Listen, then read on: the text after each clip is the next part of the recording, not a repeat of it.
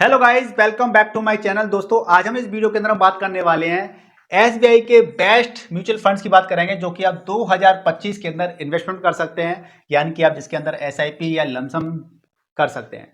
यानी कि वीडियो काफी इंटरेस्टिंग इन्फॉर्मेटिव होने वाला है, यानी कि आपको ये वीडियो पूरा आखिर तक देखना चाहिए। और मैं इस वीडियो को इन्फॉर्मेटिव और सही समय पे वीडियो अगर आप इसको देख रहे होते हैं, यानी कि राइट टाइम है। अगर आपको इस वीडियो को देख रहे हो ना, इसका मतलब राइट टाइम है, क्योंकि मार्केट में करेक्शन का दौर भी चल रहा है। यानी कि हम अगर आज से स्टार्टिंग करते हैं तब भी हमें एवरेजिंग का फायदा एसआईपी के जरिए मिल जाएगा, जो कि हमारे को एक्स्ट्रा कुछ ना कुछ परसेंटेज या रिटर्न हमें एक्स्ट्रा मिल जाएगा। यानी कि वीडियो काफी इंटरेस्टिंग और इन्फॉर्मेटिव है। आप इस वीडियो को देखिएगा पूरा आखिर तक, तभी आप समझ पाएंगे कि हमें कैसे म्यूचुअल फंड से एक अच्छी वेल्थ, एक कॉर्पस हम तैयार कर सकते हैं। जब हम बात करते हैं एसबीआई की, यानी कि हालांकि सबसे पहले आपको क्लियर कर देता हूं कि ये कोई प्रमोशनल वीडियो नहीं है, मुझे कुछ एसबीआई ने कुछ पैसा नहीं दिया है। ये वीडियो एजुकेशन पर्पज के लिए है और मैं आपको एजुकेट करने का प्रयास करूंगा कि किस प्रकार से हम एसबीआई के म्यूचुअल फंड के अंदर पैसा डाल करके कुछ कॉर्पस बना सकते हैं, कुछ मतलब अच्छा खासा कॉर्पस बना सकते हैं। सारा कुछ हालांकि मार्केट पर डिपेंड करता है। अब आप यहाँ पे देखेंगे एसबीआई यानी कि ट्रस्ट, विश्वास। और जो मैं आपको म्यूचुअल फंड बताऊंगा इस वीडियो के अंदर, आप देखेंगे कि सेविंग अकाउंट से आपको 10x करीब रिटर्न मिलेगा। आपको फिक्स्ड डिपॉजिट होती है, एफडी होती है, उसका 5 गुना रिटर्न अच्छा मिलेगा। गवर्नमेंट स्कीम होती है, उसका 6 गुना मिलेगा। एनुअल इंटरेस्ट रेट आपको करीब करीब 40% तक मिल जाएगी, यानी कि पिछले कुछ साल के अंदर आपको इतने परसेंट का रिटर्न भी मिला है। लेकिन गारंटेड कुछ नहीं होता, मैं आपको फिर भी क्लियर कर देता हूं। लेकिन हम अगर म्यूचुअल फंड के अंदर इन्वेस्ट करते हैं लंबे समय के लिए, तो डेफिनेटली पैसा बनता है, इतना मेरा विश्वास है। और आप डेटा चेक कर सकते हैं पास्ट 10-20 साल का, 30 साल का, कि हाँ, हम लंबे समय के लिए अगर म्यूचुअल फंड में इन्वेस्ट करते हैं तो हमारा एक अच्छा कॉर्पस, एक अच्छा पैसा बनता है मार्केट से। ठीक है ना? तो चलिए, सारी चीजें हम लाइव प्रैक्टिकल डेटा बताएंगे। ऐसा नहीं है कि घर पे मैं डेटा बनाया है, जो भी चीजें मार्केट में है उसी डेटा को लेकर के सारी चीजें तैयार की गई हैं, आपको एजुकेट करने के लिए, आपको समझाने के लिए, बताने के लिए। अब एसबीआई क्यों क्यों एसबीआई क्यों? क्योंकि एसबीआई एक बड़ा ब्रांड है, बड़ी बैंक है, सरकारी बैंक है। ठीक है ना? तो इसलिए हम इस पर ट्रस्ट करते हैं कि भैया अच्छा एक बैंक है, वेल नोन है, सभी जानते हैं इसको। तो जो एसबीआई की म्यूचुअल फंड है, ये भी एक अच्छी खासी एएमसी है, असेट मैनेजमेंट कंपनी है। और बिगेस्ट नाम कहां पर भी है, लोन डिपार्टमेंट, लोन वगैरह लेते हैं हम लोग, क्रेडिट कार्ड वगैरह, तो यहां पर भी एक बहुत बड़ा एक नाम है, ट्रस्ट है। ठीक है ना? और जो ज्यादातर हम सरकारी कंपनियों पर ट्रस्ट ज्यादा करते हैं भैया, सरकारी बैंक है, यानी कि हमारा पैसा भले ही बैंक सुस्त काम करे, स्लो काम करे, ऐसा मानते हैं ना ज्यादातर लोग, लेकिन हमारा पैसा सुरक्षित रहेगा। तो इसलिए भी हम इस पर ट्रस्ट कर लेते हैं। ठीक है ना? आप लोगों में कितने लोग ट्रस्ट करते हैं, नहीं करते हैं, मुझे प्लीज कमेंट कर बताइएगा। और एक चीज मैं आपसे और कहना चाहूंगा कि आप लोग क्या करते हो, ज्यादातर कमेंट करते ही नहीं हो, पूछते ही नहीं हो। या तो ऐसा है कि आपको सारा कुछ आता है, सब कुछ आप वेल नोन है, ज्ञानी हैं आप, या फिर आपके सर के ऊपर चीजें निकल जाती हैं। अरे सॉरी, अरे यार, वीडियो देख रहे हो आप, तो आपके मन के अंदर कुछ तो क्वेश्चन आने चाहिए, या आते भी होंगे तो झिझकते क्यों हैं? कमेंट करके पूछ सकते हैं आप हमसे, और वीडियो को लाइक भी कर सकते हैं। ठीक है ना? तो देखो, इसको क्या होता है कि म्यूचुअल फंड क्या होता है, पहले इसको समझ लेते हैं। म्यूचुअल फंड का मतलब ये होता है, सिंपल सी अगर बाद में बात करें, आप इन्वेस्ट कर रहे हैं पैसा, मैं कर रहा हूं, और भी बहुत सारे लोग ऐसा इन्वेस्ट कर रहे हैं, तो एक बकेट है, उसमें क्या कर रहे हैं बहुत सारे, किसी ने 1000 रुपए, किसी ने 10,000 रुपए, किसी ने लाख, किसी ने 10 लाख रुपए, ऐसे पूल पैसे को, पूल ऑफ मनी, यानी पैसा इकट्ठा हो जाता है, पैसा इकट्ठा हो गया, और इस पैसे को मैनेज करता है, कौन मैनेज करता है? Fund manager. अब इस पैसे को, जहां पे इकट्ठा पैसा हो गया है, इस पैसे को फंड मैनेजर शेयर मार्केट में लगाता है, शेयर मार्केट की अलग अलग कंपनियों में लगाता है, जिससे कि हमें अच्छे रिटर्न मिले, इसलिए लगाता है बंदा। ठीक है? Can you hire fund manager? अब म्यूचुअल फंड में इन्वेस्टमेंट करने का एक फायदा और क्या है, हमारे पास पैसा है, चाहे हमारे पास 1000 रुपए हो, चाहे 1 लाख हो, चाहे करोड़ों रुपए हो। ठीक है? लेकिन अगर मुझे पैसा मैनेज करना नहीं आता है, पैसा संभालना नहीं आता है, क्योंकि पैसा संभालने का मतलब सिर्फ ये नहीं होता है कि आपने पैसा बैंक में डाल दिया है और बैंक में पड़ा हुआ है। संभालने का मतलब ये भी होता है कि पैसे से पैसा कमाना चाहिए। अब पैसे से पैसा कमा नहीं पा रहे हो, आप मैनेज नहीं कर पा रहे हो, तो आप क्या फंड मैनेजर को हायर कर सकते हो? जो म्यूचुअल फंड का मैनेजर होता है, उसका पैकेज, सैलरी करोड़ों में होती है। तो क्या मैं पर्सनली अगर फंड मैनेजर हायर कर रहा हूं तो मैं कर सकता हूं? नहीं कर सकता ना। तो इसलिए मुझे फंड मैनेजर फ्री में मिल रहा है, एक तरह से। फ्री में कैसे मिल रहा है कि किसी पर्टिकुलर म्यूचुअल फंड कंपनी में मैं इन्वेस्ट करूंगा पैसा, कोई XYZ म्यूचुअल फंड है, और इस XYZ म्यूचुअल फंड का फंड मैनेजर होगा तो वो मेरे पैसे को क्या कर रहा है, मैनेज कर रहा है, वो पैसे को मार्केट में लगा रहा है, ठीक है ना। और जो फंड मैनेजर होता है, जो AMC जो म्यूचुअल फंड होता है, उसका एक्सपेंस रेशियो होता है, तो उस एक्सपेंस रेशियो में अकेला नहीं देता हूं, सारे लोग देते हैं। तो 0.78%, कोई 0.5%, इस प्रकार से हर किसी का हर साल पैसा कटता है। तो मैं अकेला फंड मैनेजर हायर ना करके हम सारे हजारों लोग फंड मैनेजर हायर कर लेते हैं, जैसा एक्सपेंस रेशियो होता है जिस फॉर्म में, और वो पैसा फंड मैनेजर को जाता है। यानी कि उसकी भी सैलरी चल रही है, ऑफिस होता है, सब कुछ होता है, सेटअप होता है, ठीक है ना, और हमको भी रिटर्न मिल रहे हैं 12-15%, 20%, 30%, ठीक है ना। लॉन्ग टर्म में हमें 15% रिटर्न मिल जाते हैं। इस प्रकार से नो स्किल्ड इन्वेस्टर के लिए म्यूचुअल फंड में, अब मेरे को कोई जानकारी नहीं है तो मैं कैसे पैसा इन्वेस्ट करूंगा। म्यूचुअल फंड अच्छा है ना, मुझे कोई सीखना भी नहीं है ज्यादा कि भैया, नहीं तो अगर मुझे मार्केट पैसा लगाना है तो मुझे खुद सीखना पड़ेगा, मुझे खुद अपनी नॉलेज को बढ़ाना पड़ेगा, तभी तो मैं इन्वेस्ट कर पाऊंगा, ठीक है। तो म्यूचुअल फंड में क्या रहता है, नॉन स्किल्ड पर्सन भी इन्वेस्ट कर सकता है, जीरो जिसको नॉलेज है वो भी इन्वेस्ट कर सकता है। अब क्या है, मनी रूल क्या होता है हमारी लाइफ का, हमारे लाइफ का मनी का रूल ये होना चाहिए, मान लीजिए अगर मेरे पास पैसा है, क्या है, अगर मेरे पास पैसा है तो वो पैसा क्या करना चाहिए, ग्रो करना चाहिए, पैसा बढ़ना चाहिए, ठीक है, और इन्फ्लेशन को बीट करना चाहिए। अब इन्फ्लेशन क्या होती है, महंगाई दर, यानी कि अगर सन 2000 की बात कर लेते हैं तो 2000 रुपये में हमें 25 रुपए की पेट्रोल मिलती थी, 1 लीटर 25 रुपए की पेट्रोल मिलती थी। आज वही 1 लीटर की पेट्रोल करीब करीब 100 रुपीज की मिल रही है। मेट्रो सिटी में ज़्यादा की मिल रही है। अगर मैं अपने आगरा की बात कर लेता हूँ तो सर 94 से लेकर के 96 के अराउंड मिल रही है मुझे। हालांकि मैं डेली डलवाता हूँ, तो मुझे ध्यान नहीं है क्योंकि मैं 100 की या 200 300 ही डलवाता हूँ। तो पेट्रोल करीब 94 से 96 चल रही है करीब आगरा में, ठीक है ना। तो जो चीज़ हमें सस्ते मिल रही थी आज उसके लिए हमें ज़्यादा पे करना पड़ता है, यही इन्फ्लेशन होता है। कल को मैं कोई चीज़ बाई करूंगा ना, आज वो एक चीज़ 1 लाख की आ रही है तो कल को हो सकता है वो 1.25 लाख की, 1.5 लाख की, 2 लाख की हो जाएगी। तो इन्फ्लेशन को बीट करना चाहिए। अब इन्फ्लेशन का बीट का मतलब ये हो गया कि आपको रिटर्न मिल रहा है, मान लीजिए आपको रिटर्न मिल रहा है FD पर 6% का, म्यूचुअल फंड में आपको रिटर्न मिल रहा है MF म्यूचुअल फंड में आपको रिटर्न मिल रहा है मान लीजिए 12% का, मान लीजिए, ठीक है, तब भी डबल डबल मिल रहा है हमें, ठीक है, मान लिया। इन्फ्लेशन, यानी कि इन्फ्लेशन जो हो रही है हमारी, वो कितनी हो रही है, मान लीजिए 6% की हो रही है। हालांकि अभी अगर देखा जाए 5.5% के अराउंड चल रही है शायद, ठीक है, मान लीजिए 6% मिल रही है।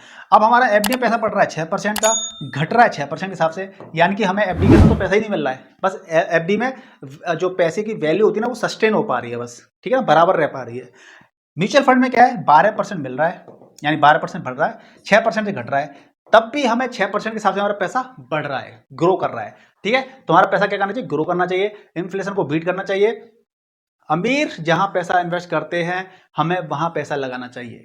हम लोग क्या करते हैं, FD के अंदर पैसा पड़ा रहेगा, सेविंग अकाउंट के अंदर पैसा पड़ा रहेगा, घर पे पैसा कैश में पड़ा रहेगा, ठीक है ना। हम इस तरह से करते हैं, हम इन्वेस्ट नहीं करते हैं। जो पैसे वाले होते हैं ना, वो पैसे को इन्वेस्ट करते हैं, शेयर मार्केट में करते हैं, म्यूचुअल फंड में करते हैं, रियल एस्टेट में करते हैं, ठीक है ना, बिजनेस ओपन करते हैं, अलग अलग जगह पैसा इन्वेस्ट करते हैं, तभी तो अमीर अमीर होता चला जा रहा है, गरीब गरीब होते चले जा रहे हैं, ठीक है ना। हालांकि सरकारी पॉलिसीज हो सकती हैं, लेकिन गरीब अपनी अपनी अपनी अपनी स्टाइल की वजह से भी गरीब होता है। लेकिन अपने हम स्टाइल को चेंज करें तो हम भी अमीरों की लिस्ट में आ सकते हैं। पैसा कमा रहे हैं, उसको इन्वेस्ट करें प्रॉपर तरीके से, तो हमारा भी पैसा ग्रो करेगा ना। हम आज अकेले काम कर रहे हैं, पैसों को भी काम पे लगा देंगे तो पैसा भी पैसा बनाएगा, ठीक है ना। तो हमें ये चीज भी थोड़ा सोचनी चाहिए।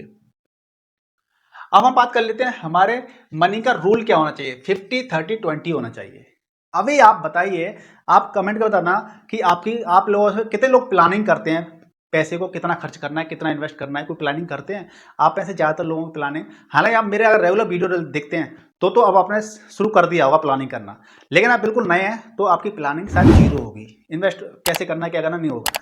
हमारी अर्निंग होती है ना, मान लीजिए हमारी 100 रुपये हमने कमाए, तो 100 रुपये में से कमाने के बाद में हम सबसे पहले क्या करते हैं, खर्चे करते हैं, एक्सपेंसेस करते हैं, ठीक है। हमारा फॉर्मूला ये होता है, पहले कमाई उसमें से खर्चे करते हैं, फिर जो बचता है ना सोचते हैं कि इसको FD में डाल देते हैं, या फिर चलो सेविंग अकाउंट के अंदर ही पड़ा रहने देते हैं, या अच्छा पैसा बन गया है ना तो खरीद लेते हैं, कुछ EMI पे खरीद लेते हैं कुछ, यानी सेविंग इन्वेस्टमेंट कुछ नहीं करते हैं।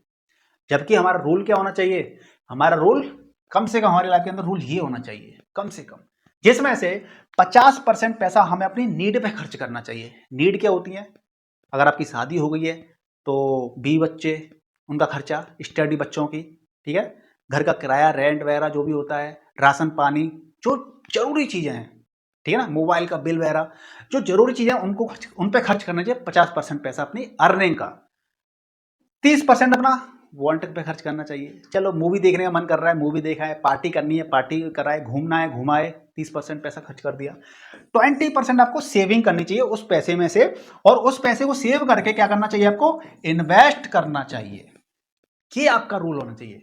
तो जो मैंने यहाँ पे रूल बनाया था कि आपको 100 रुपए का कमाई, आपने हमारे 100 रुपए कमा रहे हैं, खर्चे करते हैं, ये नहीं, 100 रुपए की आपकी कमाई है तो फिर 100 में से आपको क्या करना है, सेविंग करनी है, पहले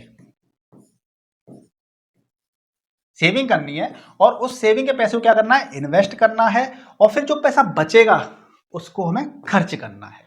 तो पहले अर्निंग जो हो रही है उसमें से सेविंग का पैसा निकाल लीजिए। मान लीजिए आप मोटा मोटा 1 लाख रुपए कमाते हैं, तो सीधे सीधे कम से कम 20 हजार रुपए निकाल दीजिए कि भैया इसको इन्वेस्ट करना है। बचे कितने, 80,000 रुपीज। 80,000 रुपीज में से नीड वाला और वांट्स वाला दोनों काम करने हैं। ये आज से ही फॉर्मूला बना लीजिए, तभी आप पैसे से पैसा कमा पाएंगे और एक दिन आप अमीर बन पाएंगे।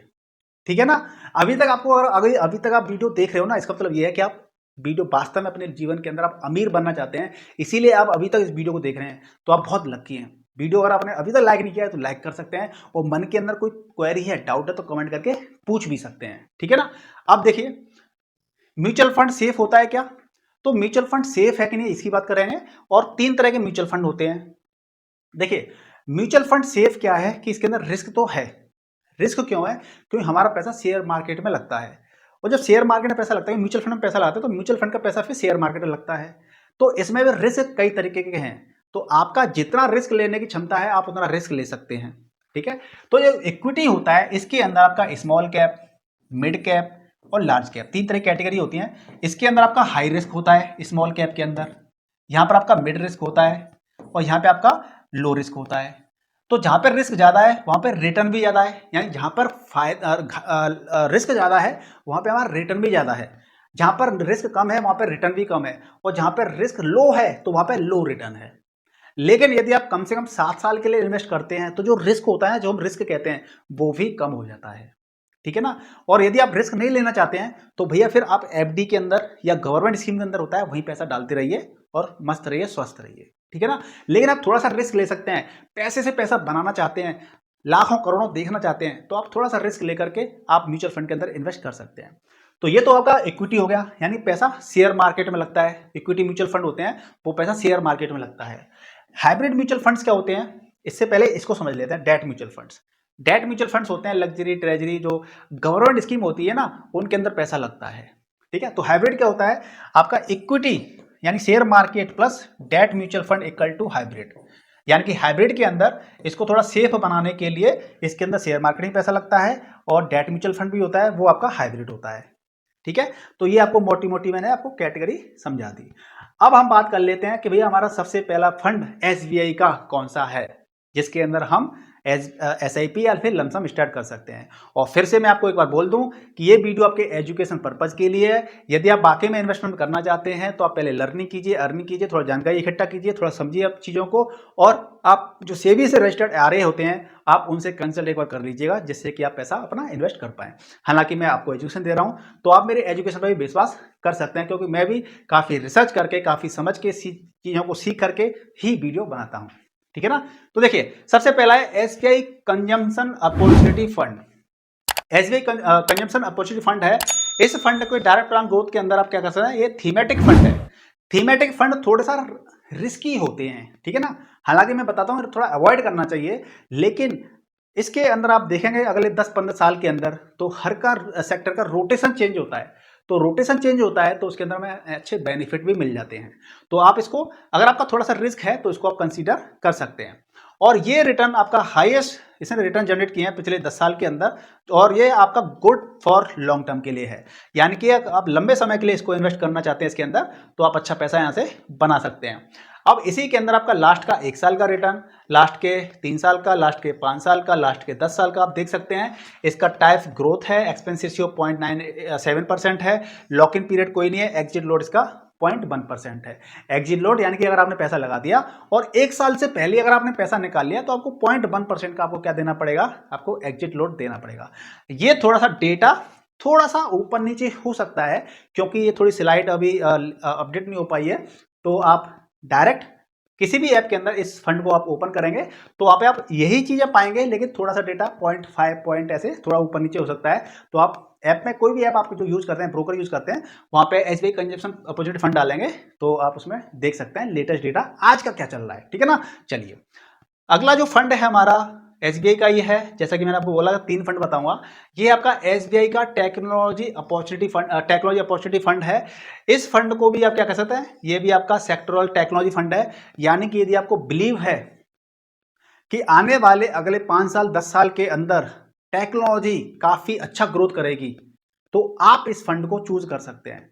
क्योंकि जो मैं बोलता हूँ सेक्टर रोटेट होते हैं। अभी आईटी सेक्टर कई सालों से ठंडा पड़ा है। अब आने वाले समय के अंदर आईटी सेक्टर के अंदर बूम आ सकता है एआई की वजह से, आर्टिफिशियल इंटेलिजेंस की वजह से। तो अगर आपको भी ऐसा लगता है तो आप इसको कंसीडर कर सकते हैं। और ये ओल्डेस्ट सेक्टरल फंड है और ठीक है, गुड फॉर लॉन्ग टर्म। हालांकि फंड आपका कोई सा भी हो, अगर आप लॉन्ग टर्म के लिए रहते हैं तो हर फंड अच्छा होता है। ठीक है। चलिए अब इसका 1 साल का रिटर्न देखेंगे, 5 साल का देखेंगे, 3 साल का देखेंगे, 5 साल का देखेंगे, 10 साल का देखेंगे। और इसका ग्रोथ फंड है, इसका एक्सपेंस रेशियो है और 0.5 इसका एग्जिट लोड है। ठीक है।